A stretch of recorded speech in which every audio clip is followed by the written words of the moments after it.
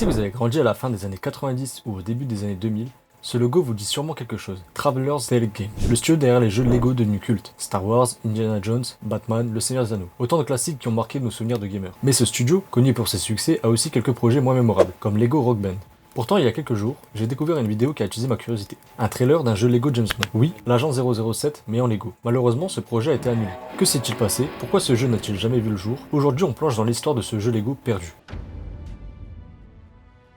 En 2016, TT Games travaillait sur un projet ambitieux, un jeu Lego James Bond. Ce n'était pas une simple rumeur puisque des images d'un teaser ont brièvement fait surface sur YouTube. Bien que rapidement supprimées, elles ont été récupérées par des passionnés sur Reddit, notamment via le compte Lego Game Museum. Ce jeu ne se contentait pas d'adapter un seul film, mais plusieurs classiques de la saga, comme Dr. No, Goldfinger ou encore Casino Royale. Un projet qui semblait promettre un mélange d'action, de nostalgie et d'humour Lego. Alors pourquoi ce projet n'a-t-il jamais été achevé?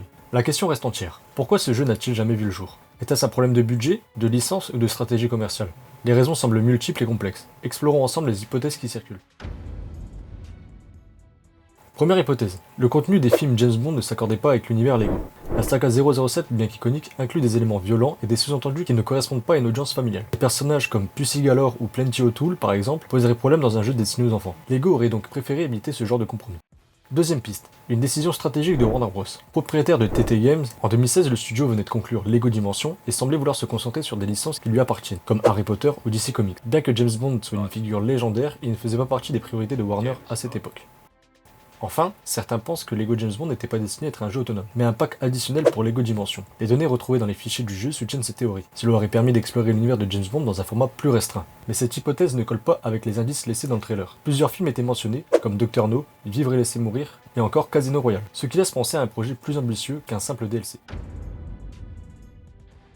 Un commentaire trouvé sous la vidéo originale, avant qu'elle ne soit supprimée, m'a particulièrement interpellé. L'auteur trouvait étrange que TT Games n'ait pas immédiatement retiré le trailer. Cela pourrait-il indiquer une tentative délibérée de mesurer l'intérêt du public pour un jeu Lego James Bond? Après tout, les réactions furent enthousiastes, et ce projet aurait pu séduire de nombreux fans de la saga. Cependant, il est également possible que le trailer ait été mis en ligne par accident, rendant l'annulation définitive encore plus regrettable. Alors, Lego James Bond était-il un projet trop ambitieux pour son époque, ou simplement une victime des priorités stratégiques de Warner Bros? Aujourd'hui, Lego semble plus ouvert à des concepts originaux et audacieux. Peut-être qu'un jour, l'agent 007 reviendra dans un jeu Lego. En attendant, rêvons ensemble à ce qu'aurait pu être ce jeu unique. Des missions pleines d'humour, des gadgets farfelus et une revisite de l'univers de James Bond en briques. Et vous, aimeriez-vous voir ce projet ressuscité? Dites-le moi en commentaire, pensez à liker et à vous abonner pour d'autres histoires captivantes sur les Lego.